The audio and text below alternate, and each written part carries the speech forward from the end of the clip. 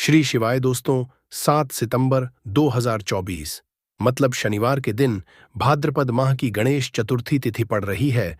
और दोस्तों, कहा जाता है कि शनिवार का दिन भगवान शनिदेव का होता है और इस दिन अगर गणेश चतुर्थी आ जाए तो और भी उत्तम माना जाता है। इस दिन किया गया 2 लौंग और 1 कटोरी सरसों के तेल वाला उपाय कभी भी विफल नहीं जाता है। अगर आपने भी भाद्रपद महीने में ये उपाय नहीं किया है तो इस उपाय से चूकना मत दोस्तों, क्योंकि इसी दिन किया जाने वाला पंडित जी बताया गया 1 कटोरी सरसों तेल और लौंग वाला उपाय आप लोगों को जरूर करना चाहिए। क्योंकि दोस्तों, ये एक ऐसा उपाय है जो कि इस उपाय को करने के बाद दोस्तों आपको फिर कोई और उपाय को करने की जरूरत नहीं है। क्योंकि सबसे बड़ा और सबसे नया ये उपाय पंडित जी ने अपनी अभी की शिव पुराण की कथा में ही बताया है। मैं जिस उपाय को आज हम आपको बहुत अच्छे से समझाने वाले हैं, इस वीडियो को देखने के बाद इस उपाय को समझने के लिए आपको कोई और वीडियो को की जरूरत नहीं पड़ेगी। तो चलिए दोस्तों, उपाय को शुरू करते हैं। देखिए, यह दिन इतना खास होता है, इतना महत्वपूर्ण होता है। देखा गया है कभी कभी बड़े बड़े पूजा पाठ अनुष्ठान से जो मनोकामना पूर्ण नहीं होते। 7 सितंबर 2024 को शनिवार चतुर्थी के दिन एक छोटे से उपाय करने से ही आपकी मनोकामना पूर्ण हो जाती है। और बहुत सारे लोगों ने इस उपाय को किया भी है और उनको इस उपाय को करने का फल भी जरूर मिला है। अगर आप लोग भी इस उपाय को शनिवार के दिन करना चाहते हैं तो आप इस उपाय को पहले अच्छे से समझ लेना, सुन लेना, उसके बाद करना। आपको इस उपाय का फल जरूर मिलेगा। और इस उपाय को कर लेने से आपके घर में चाहे किसी भी प्रकार की दुख और समस्या क्यों ना चल रही हो, चाहे आपको उसका कारण भी नहीं पता है कि दोस्तों यह समस्या किस कारण से चल रही है, उसका कुछ भी कारण हो सकता है। जैसे पितृदोष हो सकता या किसी भी तरह का मंगल दोष भी हो सकता है, और भी बहुत तरह के दोष होते हैं, कुछ भी हो सकता है। पर आपको इस उपाय को करने के लिए अपने दोष को पता लगाने की भी जरूरत नहीं है। बस शनिवार के दिन आपको इस 1 कटोरी सरसों तेल और लौंग वाले उपाय को आप लोगों को कर लेना है। यह एक ऐसा उपाय है जिस उपाय को अगर किसी विशेष दिन पर किया जाए तो दोस्तों उस विशेष दिन का जो है वह तो हमें मिलता ही मिलता है। पर हमने दिन पर इस लौंग वाले उपाय को किया है तो हमें उससे भी बड़ा फल मिलता है, और फल बहुत जल्दी मिलता है। क्योंकि आप इस उपाय को बहुत ही बड़े और विशेष दिन पर कर रहे हो। क्योंकि दोस्तों 7 सितंबर 2024 मतलब कि शनिवार के दिन चतुर्थी तिथि का बहुत ही ज्यादा बड़ा महत्व होता है। इसीलिए दोस्तों आज की इस वीडियो में हम आप लोगों को 1 कटोरी सरसों के तेल और लौंग वाला उपाय समझाएंगे। जी, इस उपाय को करने से अगर कि किसी भी प्रकार की मनोकामना है, किसी भी प्रकार की परेशानी है, सबसे ज्यादा समस्याएं आपके जीवन में ही है। अगर आपको धन प्राप्ति नहीं हो पा रहा है, रुपए पैसे की आपके घर में लगातार दिक्कत परेशानियां चलती चली आ रही है, आपका व्यापार, आपकी नौकरी अगर अच्छे से नहीं चल रहे हैं, जिसकी वजह से घर में लगातार आर्थिक समस्याएं बनी रहती है, घर का कोई ना कोई सदस्य अगर बीमार रहता है, आपस में एक दूसरे लड़ाई झगड़ा होता रहता है, किसी की अगर बनती नहीं है, तो पूज्य गुरु जी ने कहा है कि जब आपके जीवन में ऐसी परिस्थितियां आ जाएं कि आप एक एक रुपए खर्च करने से पहले कई कई बार सोचने लगे हों, आपको धन प्राप्ति अगर नहीं हो पा रहा हो, तो आपको सिर्फ और सिर्फ 1 कटोरी सरसों के तेल और लौंग से एक ऐसा विशेष उपाय करना है जो आपकी इन सारी समस्याओं को सिर्फ 7 दिन के अंदर ही समाप्त कर देगा। तो चलिए है इन विशेष उपायों के बारे में। लेकिन उससे पहले जो भी मेरे दोस्तों, मेरी प्यारी बहनें आज चैनल पर पहली बार आए हैं या मेरी आवाज आज पहली बार सुन रहे हैं, अगर आप भी महादेव के सच्चे भक्त हैं तो वीडियो को लाइक और चैनल को सब्सक्राइब जरूर कर लें और कमेंट बॉक्स में लिखे हर हर महादेव। देखो, बहुत सारे लोग प्रश्न करते हैं इस उपाय को लेकर कि आखिर इस उपाय को हमें किस समय करना है, सुबह के समय करना है कि शाम के समय करना है। तो देखो, इस वाले उपाय को आप लोग सुबह के समय भी कर सकते हो और शाम के समय प्रदोष काल में भी कर सकते हो। अब अगर आप पूछो कि दोस्तों सबसे उत्तम समय कौन सा रहेगा इस 2 लौंग वाले उपाय को करने का, तो हम आपसे बस यही कहेंगे कि इस उपाय को आप शाम के समय करेंगे तो ज्यादा बेहतर होगा। बाकी अगर सुबह के समय भी करेंगे तो भी अच्छा होगा, उसमें कोई भी दिक्कत वाली बात नहीं है। चलो चलते हैं उपाय की तरफ। देखो, पूरा वीडियो को ध्यान से सुनना, उसके बाद उपाय को करना, आपको लाभ जरूर होगा। दोस्तों आज के इस वीडियो में आपको हम लौंग के उन उपायों के बारे में बताने वाले हैं जो बहुत ही आसान है किंतु बेहद लाभकारी उपाय है। इन उपायों को यदि आप शनिवार के दिन मतलब कि आज के ही दिन 2 या 4 मिनट निकाल करके कर लेते हैं तो मान के चलिए आपके जीवन में आपको खुशहाल और अपार सफलता प्राप्त होगी। आप अपने जिस कार्य को भी आरंभ करेंगे, उस कार्य में आपको सफलता हासिल होगी।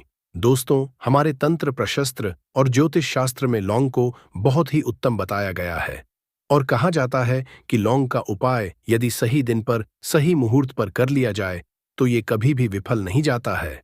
लौंग को बहुत सी पूजा पाठ में भी प्रयोग किया जाता है। वह बहुत सी पूजा पाठ में यदि लौंग का प्रयोग न किया जाए तो उन पूजा पाठों को पूरी से संपन्न नहीं माना जाता है। दोस्तों, जहां पर लौंग आपके स्वास्थ्य के लिए बहुत ही अच्छी मानी गई है, दूसरी तरफ ज्योतिष में भी लौंग को बहुत ही कारगर माना गया है। कहा जाता है लौंग का सही उपाय किसी भी व्यक्ति की बंद किस्मत के ताले को तुरंत ही खोल सकती है। लौंग के उपाय बहुत ही आसान होते हैं, बस इनकी शर्तें ये होती हैं कि इनको आपको सही माहौल पर करना होता है। और मान के चलिए आपके जीवन में कैसी ही परेशानी हो और ही समस्या हो, हर तरह के दुख से आपको मुक्ति मिल जाती है और आपके जीवन में लौंग के उपाय से सुख समृद्धि में वृद्धि होती है। दोस्तों, लौंग के उन उपायों के बारे में हम आपको बताने वाले हैं जिन उपायों में धर्मशास्त्र, तंत्र शास्त्र और कई तरह के शास्त्रों में लिखा हुआ है। और दोस्तों, यकीन मानिए यह उपाय बहुत ही आसान से उपाय है जिनको यदि आप करते हैं तो आप मान के चलिए आपके जीवन में आप भी तरह की समस्या में फंसे हुए हों, किस तरह की परेशानी से परेशान हो या किसी भी तरह की दिक्कत से टूट रहे हो, हर तरह की से आपको मुक्ति मिलना तय है। दोस्तों, यदि आप अपने जीवन में कैसी भी मनोकामना रखते हैं, जैसे मान लीजिए आपके जीवन में धन आना बंद हो गया, तो लौंग का वह उपाय कर लीजिए जो हमारे धर्मशास्त्र में लिखा हुआ है। चारों ओर से आपके पास धन खींचा हुआ चला आएगा। जॉब की तैयारी कर करके थक है, जॉब नहीं लग रही थी, तो अवश्य ही आपकी जॉब भी लग जाएगी। इसी तरह से आपका बंद पड़ा व्यापार भी चल पड़ेगा और आपकी जो भी मनोकामना होगी लौंग के उपाय से वह पूरी हो जाएगी। बस इस लौंग के उपाय को आपको शनिवार के दिन 2 या 4 मिनट निकाल करके करना है। मान के चलिए दोस्तों, भगवान शनिदेव महाराज जी के आशीर्वाद से आपकी जो भी मनोकामना होगी वो अवश्य ही पूरी होगी और शनिदेव जी का वो कृपा आपको प्राप्त होगी कि जीवन का हर दुख से नष्ट हो जाएगा। इसीलिए यदि आप भी चाहते हैं शनिदेव महाराज का आशीर्वाद और कृपा आप पे और आपके परिवार पर हमेशा बनी रहे, तो पूरी सच्ची श्रद्धा और पूरे विश्वास के साथ इस वीडियो को लाइक कर दे और कमेंट बॉक्स में लिख दे जय शनिदेव। और दोस्तों, एक काम कीजिएगा, कमेंट बॉक्स में अपनी राशि डालना मत भूलिएगा, ताकि आपकी राशि के अनुसार हमको कोई भी ऐसा उपाय चलता है जिसे उपाय से आपको कोई लाभ तो वो हम आपको रिप्लाई के माध्यम से आपके कमेंट के बता देंगे। इसलिए दोस्तों, वीडियो लाइक कर दीजिए और फिर अपनी राशि कमेंट बॉक्स में डाल दीजिएगा। तो दोस्तों, एक बात का जरा ध्यान रखिएगा, ये जो लौंग के हम आपको उपाय बताने वाले हैं, ये बहुत ही अचूक उपाय है, बहुत ही आसान उपाय है, किंतु आपको इस बात का विशेष करके ध्यान रखना होगा। लौंग के उपाय कर गलत किए जाए तो इनका हमको दुष्प्रभाव देखना पड़ता है, क्योंकि तंत्र शास्त्र में एक बात साफ साफ कही गई है कि लौंग के उपाय बहुत सोच समझ के करना चाहिए। इसका लाभ तुरंत मिल जाता है, इसका रिजल्ट भी तुरंत मिल जाता है, किंतु लौंग के उपाय को गलत मुहूर्त पर करने पर इसका दुष्प्रभाव को देखने को मिलता है। देखिए दोस्तों, एक बात को समझ लीजिए, जैसे भगवान गणेश जी हो गए, भगवान विष्णु जी हो गए, दुर्गा जी हो गए, भगवान हनुमान जी महाराज हो गए, भगवान शिवाजी हो गए, इन सब की पूजा में लौंग का उपाय अवश्य ही किया जाता है। लौंग का उपाय इनकी पूजा पाठ में ना किया जाए तो इनकी पूजा संपन्न मानी जाती है। दूसरी तरफ आता है कि लौंग का उपाय यदि गलत तरीके से किया जाए तो कई देवी देवता क्रोधित हो जाते हैं। इसीलिए दोस्तों, इस बात का विशेष ध्यान रखिएगा। ये जितनी भी हम आपको उपाय बताने आ रहे हैं, उपायों को करने की एक मुहूर्त है, तो गलत तरीके से मत कीजिएगा। एक बात को समझ लीजिए दोस्तों, यदि आप किसी पंडित, किसी एस्ट्रोलॉजर, किसी तांत्रिक के पास जाते हैं और उससे पूजा पाठ या उपाय करवाते हैं, तो उसका जो आपको मिलता है वो थोड़ा रुक रुक के मिलता है। किंतु किसी उपाय को, किसी पाठ को आप खुद ही करेंगे, उस पूजा पाठ को आप खुद ही सिद्ध कर देंगे, तो उसका लाभ आपको तुरंत ही मिल जाता है, उसका लाभ हजारों गुना आपको मिलता है। तो दोस्तों, ये जो लौंग के उपाय है तो बड़े आसान से उपाय, किंतु इनको क्रिया अनुसार आपको सही मुहूर्त पर करना होगा। और एक बार यदि इन उपायों को आप करते हैं तो इन उपायों को करने के पश्चात आप पीछे मत देखना। इसीलिए दोस्तों, यदि आप अपने जीवन में गरीबी, परेशानी, इन सब चीजों से मुक्ति पाना चाहते हैं, इस वीडियो को बिना अंत तक अपने ही नहीं, अपने पूरे परिवार के भले के देखिएगा। चलिए दोस्तों, आपको हम एक एक करके उपायों के बारे में बताते हैं, किंतु निवेदन है आपसे कि अभी तक आपने वीडियो को लाइक नहीं किया है, वीडियो को लाइक कर दे। सबसे पहला उपाय जो है वो है शत्रु से मुक्ति पाने का उपाय। दोस्तों, आप भी जानते हैं कि आज का समाज ऐसा समाज जब एक सादा जीवन भी जी रहे होते हैं, तब भी आपके अड़ोसी पड़ोसी नाते रिश्तेदार आपसे जलने लग जाते हैं और आपके खिलाफ षड्यंत्र करते हैं। आप प्लान बनाते हैं किस तरीके से आपको नुकसान पहुंचाते हैं, तो दोस्तों आपको परेशान होने की जरूरत नहीं है। आपको बस यहां करना है कि लगातार 5 शनिवार किसी भी शनि मंदिर जाइए। शनि मंदिर जाने के पश्चात आपको बस एक दिया जलाना है, सरसों के तेल का, और उसमें बस एक डाल देना है। इतना यदि आप 5 शनिवार भी कर लेते हैं तो मान के चलिए शनिदेव महाराज की वो कृपा आपको प्राप्त होगी कि जो भी शत्रु आपके पीछे पड़ा हुआ था वो कुछ भी नहीं बिगाड़ पाएगा। क्योंकि दोस्तों, जिस व्यक्ति को भी शनि महाराज जी का आशीर्वाद प्राप्त हो जाता है, मान के चलिए दोस्तों, उस व्यक्ति के लाखों शत्रु उसके पीछे खड़े हो, वह उसका कुछ भी नहीं बिगाड़ सकते। दूसरा उपाय है दोस्तों, घर से नेगेटिव शक्तियों को समाप्त करने का, ना वह महा उपाय जो आपको हम बताना रहे हैं। तो दोस्तों, इस उपाय को बहुत ध्यान से सुनिएगा। माँ, आपका जो घर है उसमें नेगेटिव शक्तियां हैं, काला जादू किसी ने करवाया, बंधन करवाया है, और आप इस चीज लौंग से बहुत परेशान हो गए हैं और आप चाहते हैं कि परेशानी से आपको मुक्ति मिल जाए, तो दोस्तों किसी पंडित के पास जाने की जरूरत नहीं है। ये उपाय आप खुद ही कर लीजिए, और ये उपाय आपको करना है। शनिवार की रात को आपको क्या क्या लेना है, तो आप एक मिट्टी का बर्तन, चाहे पीतल का बर्तन ले लीजिए, परंतु लोहे का मत लीजिएगा, ठीक है। अब आपको क्या करना है, 11 लौंग, 5 कपूर, 2 इलायची। हम फिर से रिपीट कर देना दोस्तों, 11 लौंग, 5 कपूर और 2 इलायची को जलाना है। इसका धुआं पूरे दिखाना है। जब 11 लौंग, 5 कपूर और 2 इलायची की पूरी रख बन जाए, जल के इस राख को किसी डिब्बे में रख लीजिए। डिब्बे में रखने के पश्चात आपको प्रतिदिन थोड़ी थोड़ी सी इस राख है और एक लोटे जल में लेकर के इसका चिंता जो है घर के मुख्य द्वार पर रख देना है। यदि आपने यह कर दिया तो आपके घर पर जो भी नेगेटिव शक्तियों का बांस था वो हमेशा हमेशा के लिए समाप्त हो जाएगा। और मान के चलिए शनिदेव जी के आशीर्वाद से आपके घर की बरकत भी होगी, उन्नति भी होगी। तीसरा उपाय जो हम आपको बताने आ रहे हैं, ये एक ऐसा उपाय है जिससे आपको हर तरह के कष्ट से मुक्ति मिल जाएगी। मान लीजिए दोस्तों, आपको किसी ने धर लिया है, जिसका आप इलाज करा करा के थक है, परंतु उसका आपको कोई लाभ नहीं मिल रहा है। आप बहुत परेशान हैं, तनाव ने घेर लिया है, दिक्कतें आपके सामने खड़ी हुई है। तो इसमें आपकी कौन मदद कर सकता है? तो इसमें किसी की आपको मदद चाहिए। वो है भगवान भोलेनाथ, देवों के देव महादेव। बिल्कुल सही सुना। आप यह उपाय यदि आपने कर लिया जो आपको हम बताने आ रहे हैं, तो देवों के देव महादेव का आपको आशीर्वाद। किंतु उपाय को करने के लिए आपको लगातार 5 सप्ताह शनिवार के दिन किसी भी शिव मंदिर जाना होगा और 5 सप्ताह तक आप तामसिक भोजन नहीं कर सकते हैं। तामसिक भोजन का मतलब है शराब, मदिरा, धूम्रपान। इस पूजा को एक तरीके से तपस्या माना जाता है। जिस व्यक्ति ने भी किया है उसका शरीर स्वस्थ हो गया है, उसको रोगों से मुक्ति मिल गई है, उसके जीवन में हर तरह की परेशानियां जो होती हैं वो समाप्त हो जाती। तो आपको बस यही करना है कि शनिवार को नहाना है, धोना है। नहाने धोने के बाद 2 लौंग लेनी है और किसी भी शिव मंदिर जाना है और इस 2 लौंग को भगवान शिव जी को उत्तर की तरफ खड़े होकर के अर्पित कर देना है और वहां पर आपको ओम नमः शिवाय का जाप 1008 बार करना है। क्योंकि 1008 हो गया, 108 हो गया, ये भगवान जी का प्रिय नंबर है। इतना यदि आपने कर ही दिया तो मान के चलिए दोस्तों, उपाय करने के पश्चात आपको महादेव का वो कृपा प्राप्त होगी। वो प्राप्त होगा कि आप रोग मुक्त हो जाएंगे। आपके तनाव, परेशानी, दिक्कतों से जो आप जूझ रहे थे, परेशान थे, आप इनसे मुक्त हो जाएंगे। तो दोस्तों, इस बात पर कमेंट बॉक्स में लिख दें हर हर महादेव। और अभी तक आपने वीडियो को लाइक नहीं किया है, वीडियो को लाइक कर दें।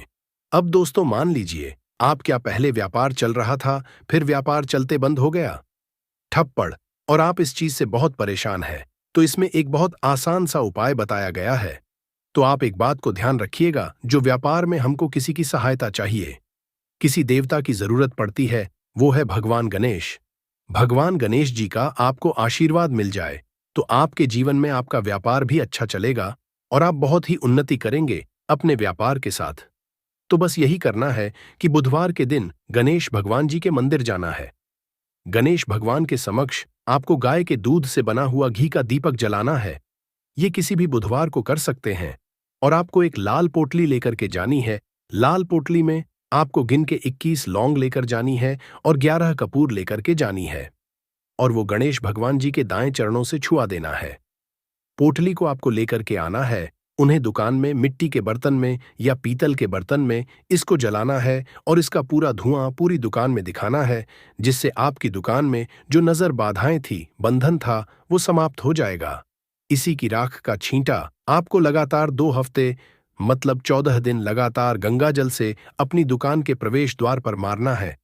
इतना यदि आपने कर दिया तो गणेश भगवान जी के आशीर्वाद से आपका बंद पड़ा व्यापार, आपका ठप व्यापार चल पड़ेगा और दोस्तों आप लोग बहुत ही उन्नति करेंगे। आखिरी उपाय है धन प्राप्ति का महाउपाय और ये जो भी व्यक्ति करता है उसको माता लक्ष्मी जी का वो वरदान और वो आशीर्वाद मिलता है, जिसके पश्चात उसके जीवन में धनबंधी सारी परेशानियां समाप्त हो जाती हैं।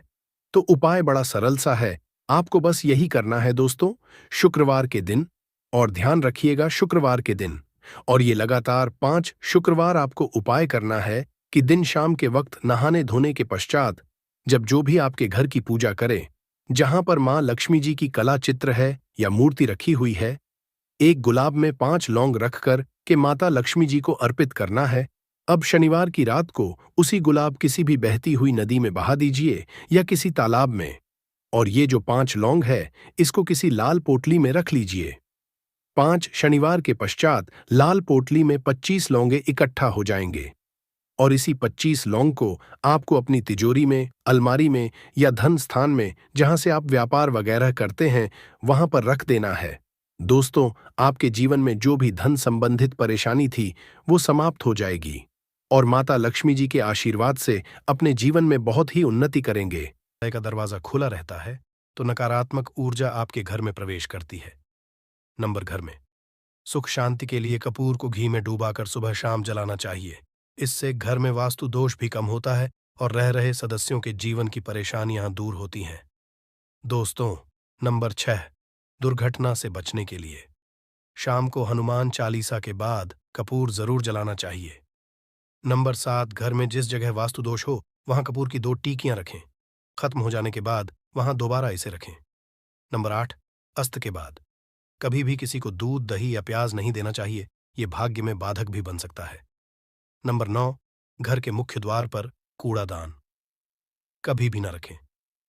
नंबर 10 घर में टूटा हुआ शीशा कभी भी नहीं होना चाहिए।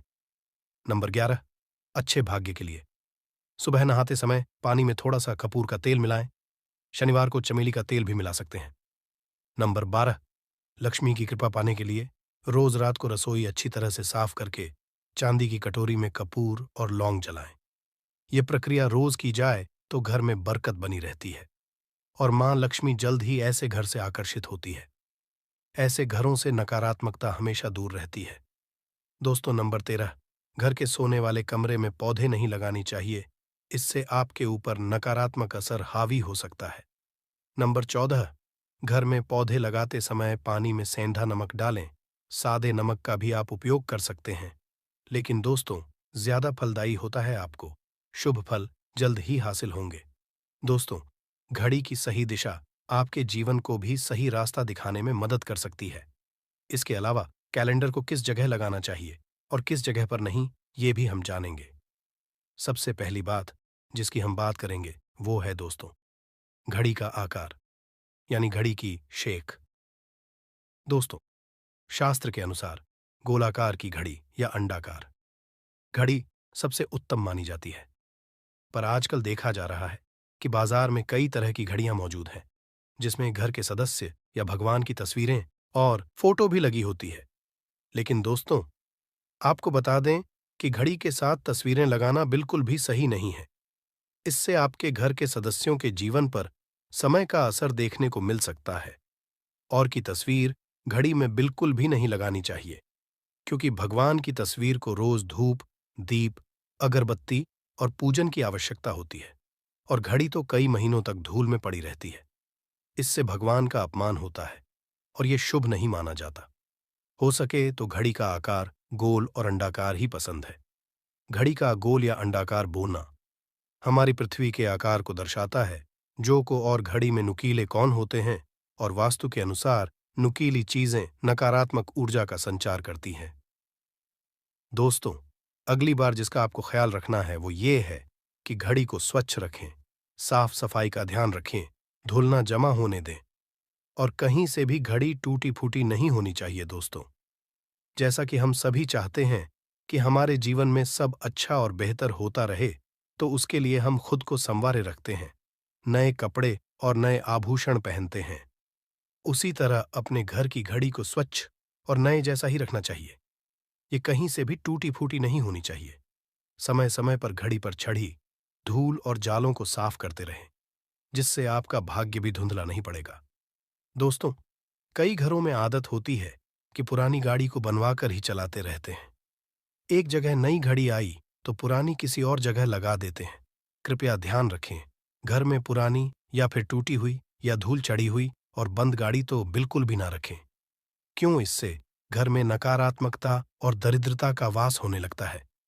बंद पड़ी घड़ी को घर में रखने से व्यक्ति के जीवन में नए अवसर नहीं आते और वो अपने कार्य में सफलता हासिल नहीं कर पाता। अगली बार जिसका आपको ध्यान रखना है वो है घड़ी की सही दिशा। घड़ी को कभी भी दक्षिण दिशा में नहीं लगाना चाहिए। दक्षिण दिशा यमलोक की दिशा मानी जाती है। काल का अंतिम चक्र यहीं से शुरू होता है। इसीलिए वास्तुशास्त्र में इस दिशा को घड़ी के लिए अशुभ माना गया है। घर में घड़ी को उत्तर दिशा, पूर्व दिशा या पश्चिम दिशा में आप लगा सकते हैं, लेकिन ध्यान रखें कि घड़ी को कभी भी मुख्य द्वार, कमरे के दरवाजे या आने जाने के लिए उपयोग किए जाने वाले दरवाजे के ऊपर कभी भी नहीं लगाना चाहिए। इससे समय का असर आपके आने जाने की गति और दिनचर्या पर पड़ सकता है। दोस्तों, घड़ी के साथ कैलेंडर का भी ध्यान रखें। जहां घड़ी समय का चिन्ह है, तो वहीं कैलेंडर उससे जुड़ी तारीखों का लेखा जोखा बताता है।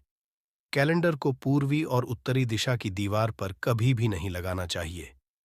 ये इससे वास्तु दोष उत्पन्न होता है। और कृपया करके अपने घरों में नए कैलेंडर के साथ पुराना कैलेंडर कभी भी ना लगाएं। दोस्तों, घड़ी और कैलेंडर दोनों ही आने वाले समय के सूचक हैं, जो आगे बढ़ने की प्रेरणा देते हैं। उन्हें समय के अनुसार ही लगाना चाहिए। इस बात का हमेशा ध्यान रखें कि घड़ी का समय हमेशा सही होना चाहिए। बहुत से लोगों की आदत होती है घड़ी का समय आगे या पीछे रखते हैं, तो ये गलती आप ना करें। समय हमेशा सही रखें। इससे आपको कभी भी समय का कालचक्र और दुष्ट परिणाम हासिल नहीं होता।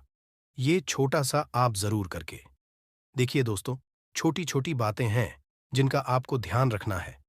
दोस्तों, रखी हुई घड़ी और पुराना कैलेंडर आपके भाग्य को भी रुकावटों से भर देता है। इसीलिए वक्त के साथ आगे बढ़ते रहने के लिए घड़ी और कैलेंडर को बदलते रहिए, और कैलेंडर को कभी भी अपने सोने के कमरे में ना लगाएं, ना ही इसे कभी मुख्य द्वार पर टांगे। ये शुभ नहीं माना जाता। पुरानी घड़ी को दान में देना शुभ माना जाता है। इससे आपके जीवन से बुरा समय निकल जाता है।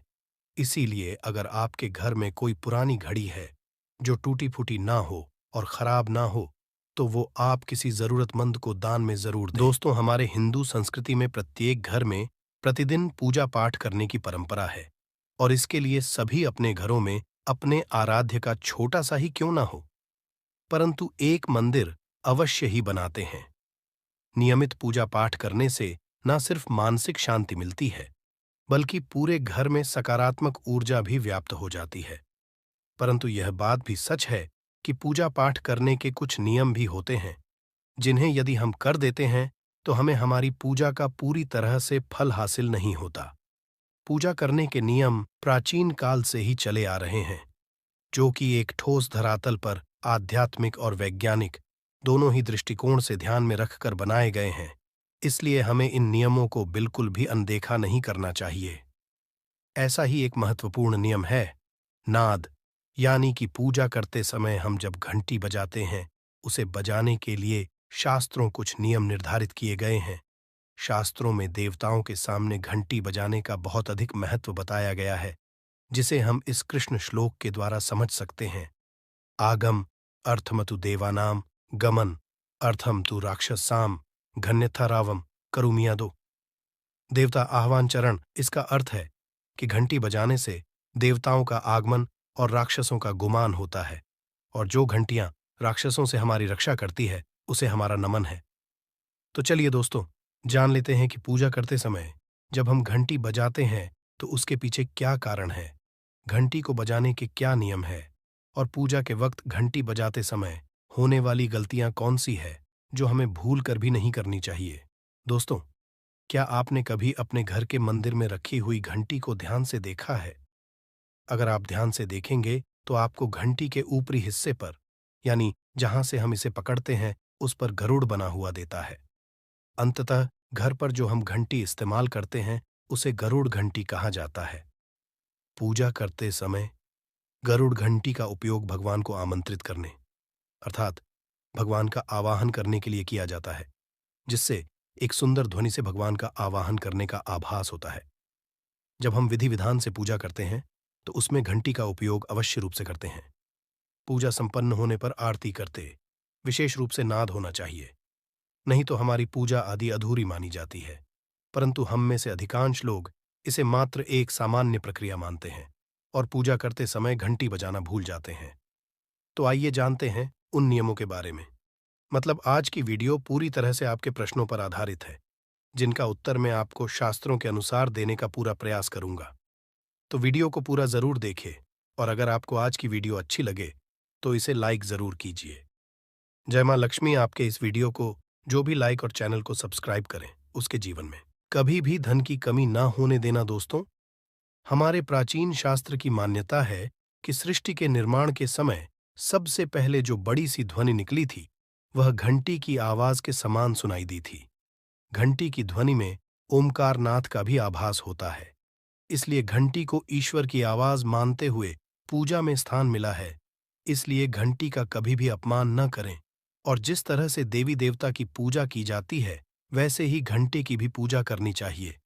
दूसरी बात, घंटी को प्रणाम करके ही उसे बजाना चाहिए। बिना प्रणाम किए घंटी बजाना अच्छा नहीं समझा जाता। दोस्तों, आपने अक्सर यह महसूस किया होगा कि पूजा करते समय जैसे ही घंटी बजाई जाती है तो पूरे घर के साथ साथ संपूर्ण वातावरण शुद्ध और पवित्र सा हो जाता है और चारों ओर सकारात्मकता फैल जाती है। परंतु यदि हम नियमों को नजरअंदाज कर देते हैं तो हमें इसका संपूर्ण फल नहीं मिल पाता है। दोस्तों, अधिकतर लोग पूजा संपन्न होने पर सिर्फ आरती के समय ही घंटी बजाते हैं, परंतु यह भी ध्यान रखें कि भगवान को जल अर्पण करते समय, धूप दीप लगाते समय, नैवेद्य अर्पण करते समय नाद करना चाहिए। ऐसा करने से हमारी पूजा संपन्न मानी जाती है। दोस्तों, घंटी बजाते समय भगवान का नाम अथवा आरती अवश्य बोलनी चाहिए। 1 या 2 मिनट ना हो, परंतु प्रतिदिन सुबह शाम घर में घंटी अवश्य बजानी चाहिए। यदि आपको अपने घर में या अपने आप में नकारात्मकता महसूस हो तो आप थोड़ी देर के लिए भगवान के सामने घंटी अवश्य बजाए, सारी नकारात्मकता नष्ट हो जाएगी। दोस्तों, पूजा घर में शनि महाराज एकांत, विरह, उदासीनता और वैराग्य के देवता माने जाते हैं, जबकि गृहस्थी को चलाने के लिए राग, प्रेम एवं भौतिक चीजों की जरूरत होती है। इसलिए शनि की मूर्ति को घर में नहीं लाना चाहिए। दोस्तों, सबसे पहली बात, दीपक और धूप दान की। भारत की परंपरा मिट्टी से जुड़ी हुई है, इसीलिए मंदिर में पारंपरिक मिट्टी का दीपक अवश्य होना चाहिए। अगर आप मिट्टी का दीपक नहीं रख सकते हैं तो धातु के दीपक का उपयोग करें। अगर भगवान में आपकी आस्था ज्यादा हो तो आप उपला रखकर गुड़ और घी का धूप भी दे सकते हैं। ऐसा करने से घर में सुख शांति बनी रहती है। दूसरी चीज, घर के मंदिर में स्वास्तिक अवश्य होना चाहिए। या तो आप इसे बना लें, क्योंकि स्वस्तिक आपके घर की शक्ति, सौभाग्य, समृद्धि और शुभता का प्रतीक समझा जाता है। यही मुख्य कारण है कि कोई भी शुभ कार्य करने से पहले स्वस्तिक का चिन्ह अवश्य बनाया जाता है। तीसरी चीज है कलश। भगवान श्री कृष्ण कहते हैं, कलश सुख और समृद्धि का प्रतीक है। अपने मंदिर में रोली कुमकुम से स्वस्तिक बनाकर उस पर मंगल कलश अवश्य रखें। ऐसा करने से घर में सदैव समृद्धि बनी रहती है और की हासिली होती है। चौथी चीज बहुत ही कम लोग जानते हैं कि शंख की उत्पत्ति समुद्र से निकले 14 रत्नों के साथ हुई थी। इसी कारण से शंख महालक्ष्मी को अत्यंत प्रिय है। शंख की ध्वनि से सकारात्मक ऊर्जा का भी संचार होता है, इसीलिए मंदिर में शंख अवश्य होना चाहिए। शंख के घर में उपस्थिति से मां लक्ष्मी भी प्रसन्न होती है और उस घर में कभी भी धन की कमी महसूस नहीं होती। पांचवी चीज, मंदिर में आपने घंटी देखी होगी, क्योंकि घंटी को शुभ समझा जाता है। इसीलिए जब जब घर के मंदिर में घंटी की आवाज होती है, वहां का वातावरण शुद्ध और पवित्र बनता है। जिस घर में पूजा के दौरान घंटी बजाई जाती है, उस घर के आसपास की सभी नकारात्मक शक्तियां दूर हो जाती हैं और साथ ही सुख समृद्धि के द्वार खुलने लगते हैं। तो ये है वे वस्तुएं जिन्हें घर के मंदिर में जरूर रखनी चाहिए। आइए अब जान लेते हैं कि घर के कौन सी चीजें कभी नहीं रखनी चाहिए। सबसे पहली चीज, गणेश जी की मूर्ति घर में। कभी भी गणेश जी की मूर्ति 3 अथवा 5 ऐसी विषम संख्या में न रखें। अपने मंदिर में गणेश जी की सिर्फ 2 मूर्तियां रखें। इसे शुभ समझा जाता है। अगर आप अपने मंगल की कामना करते हैं तो गणेश जी की मूर्ति मुख्य द्वार पर अंदर की तरफ मुख करके लगा ले। कई लोग ये गलती करते हैं कि मुख्य द्वार पर गणेश जी की मूर्ति बाहर की ओर मुख करके लगा देते हैं, जिससे उन्हें काफी नुकसान का सामना करना पड़ता है। अगर आप चाहे तो द्वार के दोनों ओर लगा दें या फिर मुख्य द्वार के अंदर की ओर लगाइए, परंतु बाहर की ओर कभी भी नहीं लगानी चाहिए। दूसरी चीज, टूटे हुए चावल। अपने मंदिर में कभी भी टूटे हुए चावल ना रखें। इसके साथ ही पुराने चढ़ाए हुए चावल अधिक समय तक ना रखें। यह नकारात्मक ऊर्जा फैलाते हैं। यह बात भी ध्यान रहे कि आप मंदिर में रखने वाले चावलों का इस्तेमाल हल्दी में भिगोकर ही करें। इससे अधिक शुभ परिणाम मिलेंगे। 3 की तस्वीरें। इसके साथ ही